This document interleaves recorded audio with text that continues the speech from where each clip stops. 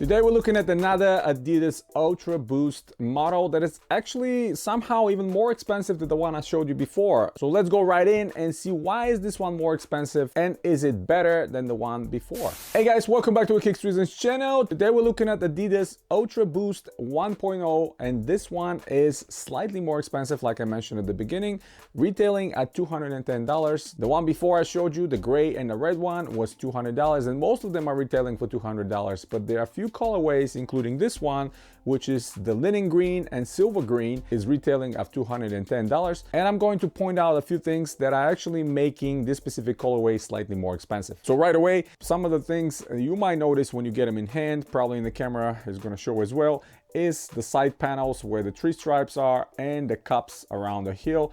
Some over here on the proverbial tone as well. The material has been upgraded to leather.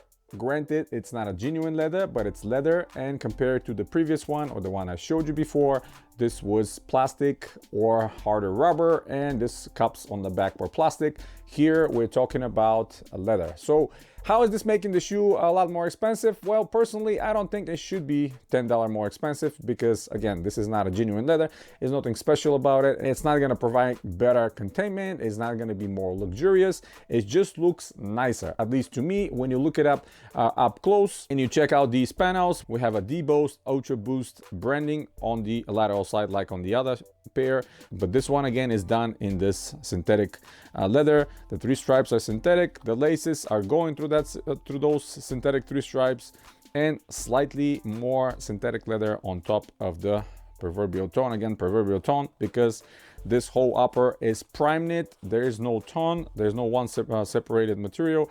It's all stitched together, and so one unified booty. And just like the other prime knit, I mean, it's really nice. It's thicker, it's stretchy, it's very airy. You put your fingers through it, you actually can see your fingers underneath or through. And wearing these in the summer, it's great. I mean, I have to say the ventilation of this specific model, it's one of the best that I've seen throughout the Adidas's line. And if you value some more ventilation and comfort throughout the summer time or summer months when you're walking around, even if you're not running competitively, you're definitely going to like that. Same exact tooling on the midsole and the outsole. We have the same amount of boost, the same type of boost. We have the same exact slight reinforcement on the medial side to battle the shifting of the foot inwards like myself or the pronoun. And the only difference is if you look at the outsole is a gray now instead of the black, and again it's continental rubber. Excellent. This is going to prevent the grinding of the boost, and peeking through the bottom you can see the Adidas torsion system, and I really love that they implemented the old school torsion system in these models. Looking at the upper again, you will see how the silver green and the linen green are separated. Basically, the lateral side and the medial side of the shoe are kind of two-faced. This reminds me of the Harvey Two-Face, you know, from the Batman comics, obviously, the infamous villain. How this separation is right in the middle, and if you look at the shoe on the medial side, it's darker. That green is darker. Even the three stripes and that synthetic leather is darker. And if you look at the lateral side, the shoe is completely different. It's lighter, and these are the two different greens that I'm mentioning, the silver green and the linen green.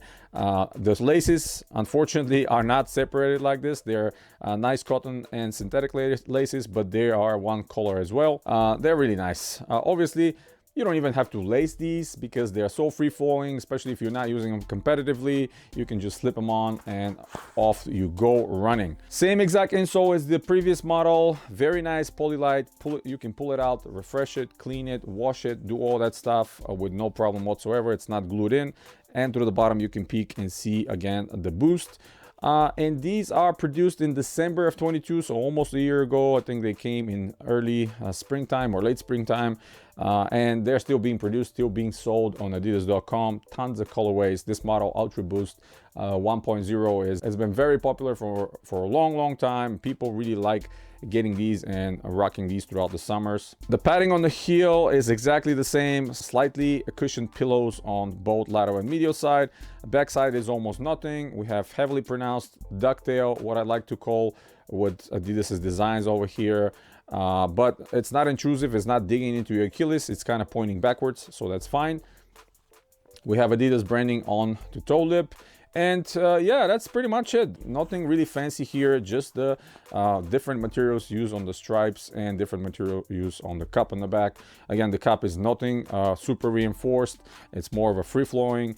There's no internal plastic cup, just those external patches of synthetic leather.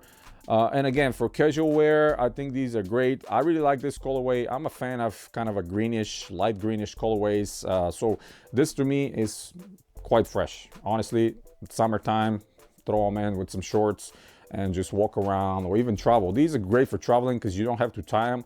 So when you go through the security of airports like TSA and stuff like that, you can just slip them off, slip them on, and don't worry about, you know, tying them, untying them, and do all that stuff to hold up the line and annoy people around you.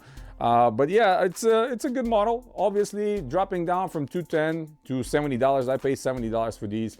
For $70, absolutely. $210, absolutely not. As always, I'm sorry, but $210 with taxes, for me, that's going to be over $230. I'm not paying $230.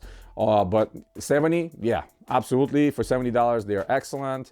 They look very nice. They're super comfortable, just like any Ultra Boost 1.0. Very, very nice on your feet. So yeah, that's pretty much, guys. Hit the thumbs up if you like the video. Stay tuned to the channel. Subscribe if you're new. Check out some of the other videos coming very, very soon. And as always, guys, you have a wonderful day.